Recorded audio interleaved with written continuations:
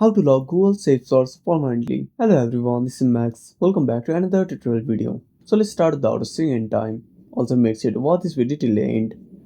First of all, open up Google on your device. Now tap on the profile at the top right corner. Now tap on SafeSearch. Now select the filter option or blur. Now as you can see, you cannot set it permanently. Now go back to the home screen. Now open up Chrome on your device. Tap on three dots. Now tap on settings.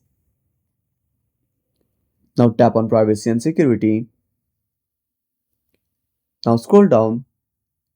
Now tap on safe browsing. Now select enhanced protection or standard.